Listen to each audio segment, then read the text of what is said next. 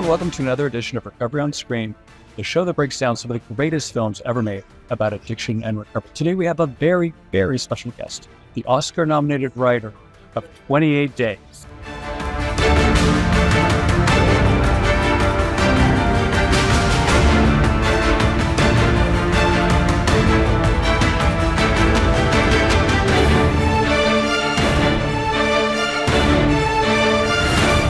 Listen, 28 Days has been one of those films that we keep going back to over and over and over again. It's made such a big impact on everybody's life and recovery. And that's great to hear. I really didn't know that at all. That's really nice to hear. It's true. You literally, in a very profound and very meaningful way, have not only touched lives, but potentially saved lives. And that's really kind of like what the business of recovery is.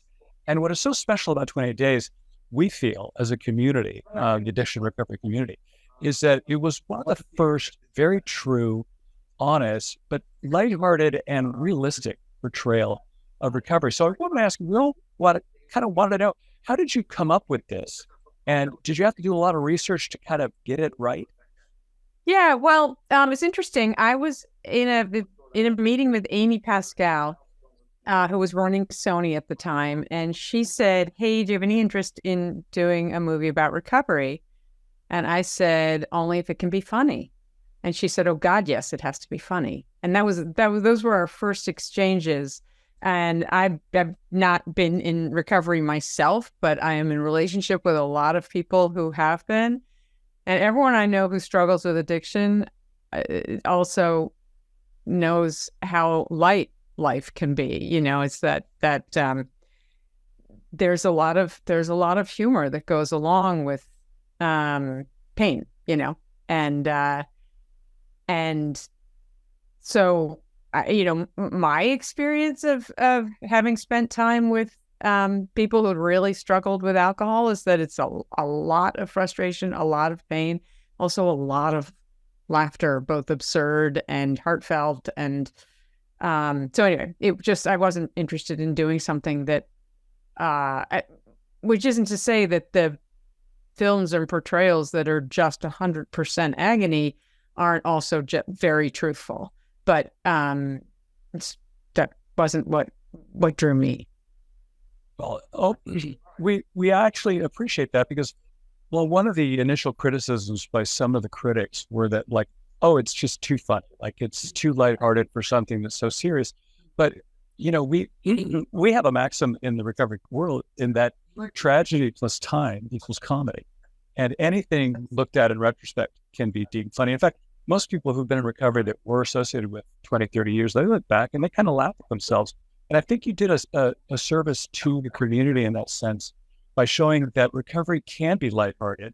And though, while it is a serious issue, it's something where if you sort of take a step back and look at yourself, you realize that you're just going through a process and it doesn't have to be gloom and doom. And many people have criticized Hollywood for only showing movies that are gloom and doom and not showing the benefits of recovery and successful recovery. Now, when you were developing the film, did you always have in mind that, yes, it would be funny, but it would have to have a very happy ending? And if so, I would say great choice, because that's actually what a lot of people really would rather have coming out of Hollywood. Yeah, I mean, there's nothing in my work that would indicate that I have a tragic disposition, so I don't tend to, it's just not my sort of natural swing to do really dark things that don't have hope in them. I guess I'm a very hopeful person. So showing somebody who goes through recovery and at least at the point of her journey at which we leave her is looking like she's in a better place than we started her, that felt important to me. Yeah, I mean, I didn't, by the way, I didn't write it to be an inspiration to the recovery community. I'm thrilled that it is, but that wasn't the intention going in. So it wasn't set out to be an inspiration piece, but to show that interesting dimension of life, maybe in a way that people hadn't seen it before. Well, I think it's also because of that lack of intentionality. You just wanted to tell a great story that was interesting, fun, serious, and had all of the elements of what real life is. And the fact that that was conveyed actually was seen by the recovery community as very beneficial, because I think a lot of people at around the time, 25 years ago when you wrote it, had only maybe seen Clean and Sober. They had this idea that alcohol or alcoholism and drug addiction, and this is, we're coming out of the 70s and the 80s and the war on drugs. They saw the world of addiction as nefarious and full of criminals and dirt and all the stigmas that go along with it. And yet you showed characters who were very relatable, and just like everybody else. I saw myself reflected, and that's the power of the film, is that a lot of people see themselves reflected in all of the characters that you assembled. How did you come up with these characters? And was there a sort of intentionality as to the cross-section that you represented? I got to say, I'll be honest with you. I wrote a fair piece ago, and remembering how those characters came to mind is a little fuzzy for me. But I will tell you that, showing that,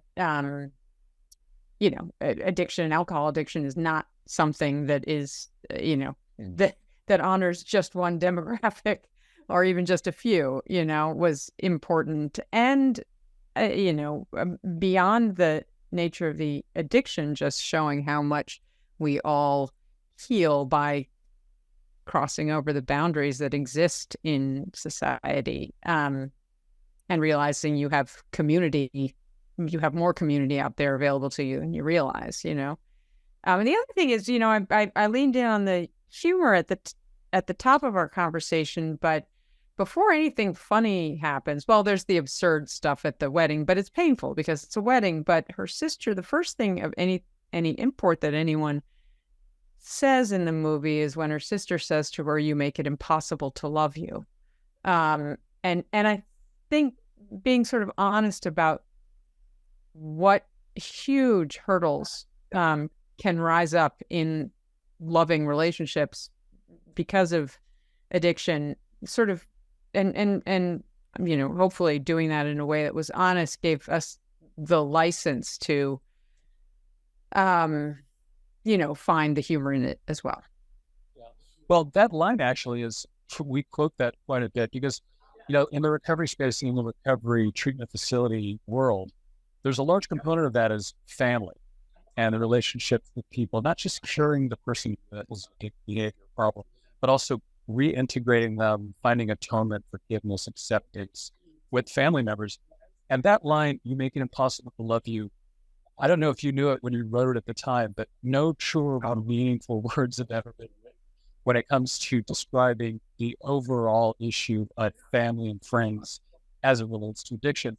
And so I think the relationship with Elizabeth Perkins was, obviously the most developed relationship in the film, and the catharsis of their reunion at the end. Did you originally envision Elizabeth Perkins, or was she something cast? I mean, did you see this dynamic between Sandra and Elizabeth?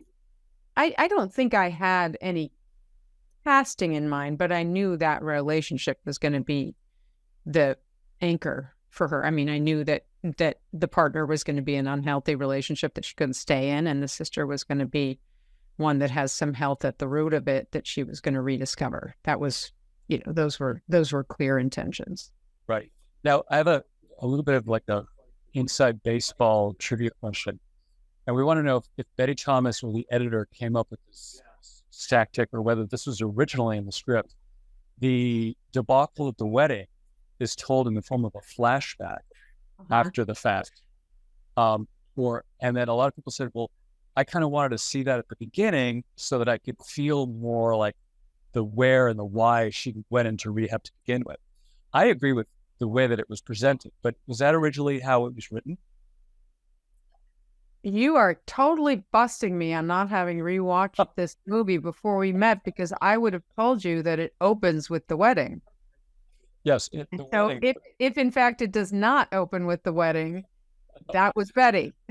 No. It does open with the wedding, and then she crashes the car. Yeah. And then she goes into rehab, and then there's a flashback where she does the drunken speech.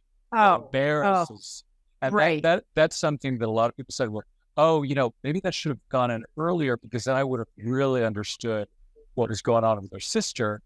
but Yeah. I felt like it was better as a reveal. Is that how? I will be honest with you. I can't remember what stage of the process that moved. I'm pretty sure I can't even say I'm sure that it started out in the script where in the beginning. Because I mean, it also is that kind of horrifying memory that will rise up and eat you alive. And it's valuable for that too.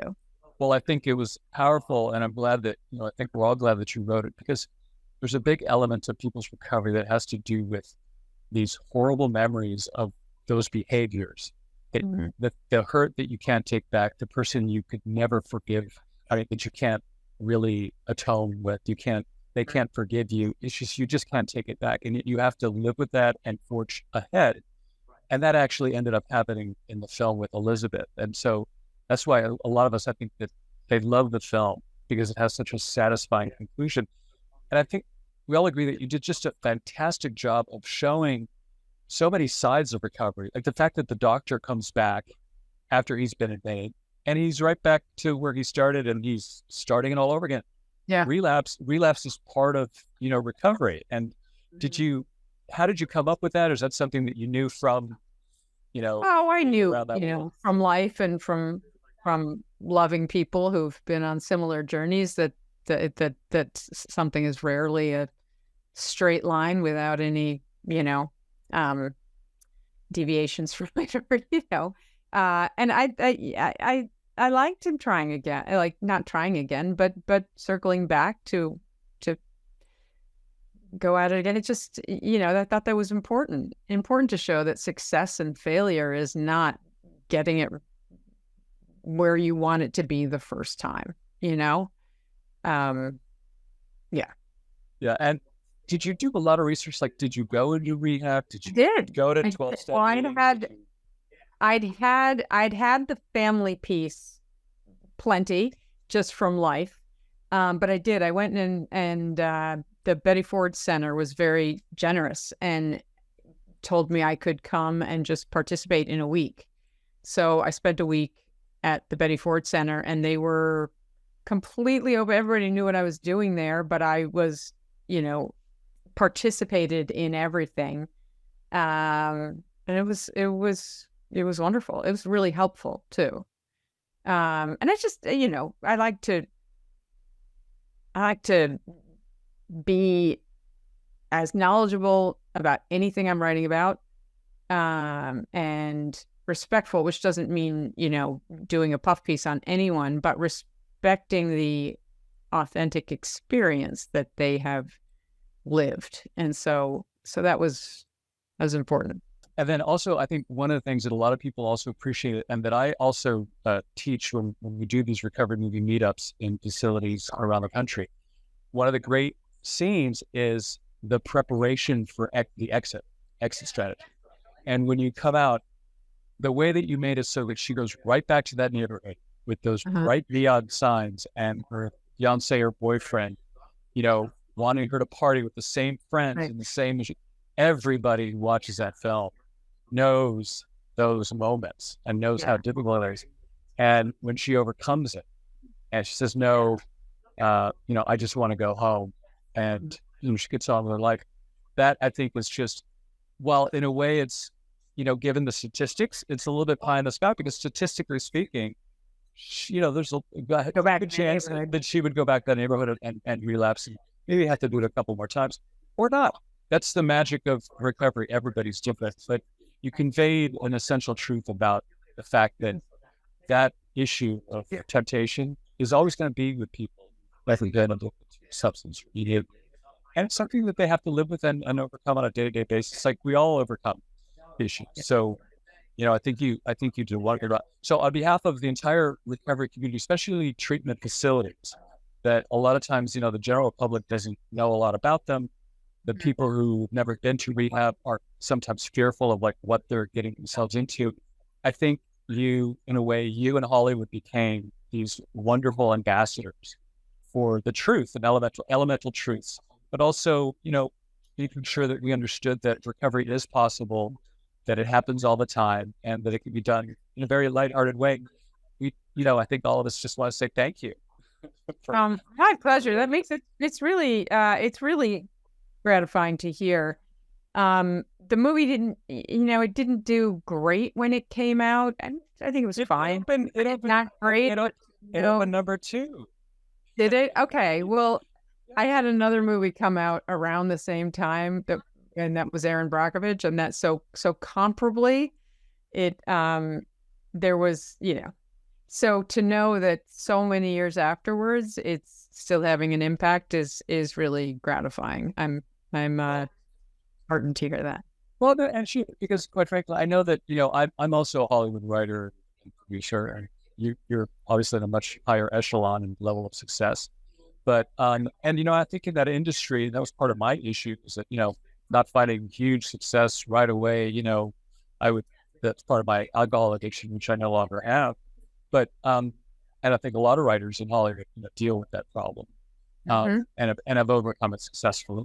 And celebrities like Matthew Perry, etc. There's a lot of cases like that. But I think the industry is so tied to box office performance, and we've been geared to sort of live in that world, that I sometimes think that we forget, or at least I forgot that films and stories can mean something to people, and if they don't buy a ticket, they'll see it on streaming, and I think I almost feel like I should call my buddy, Stephen Odell over at Sony Pictures and try to see like what they've made an ancillary, because I'm sure it's a lot. And maybe you should check out your residual checks, because I think it's probably been seen, at least by the recovery committee, thousands of times. And we certainly promote it in treatment facilities around the world.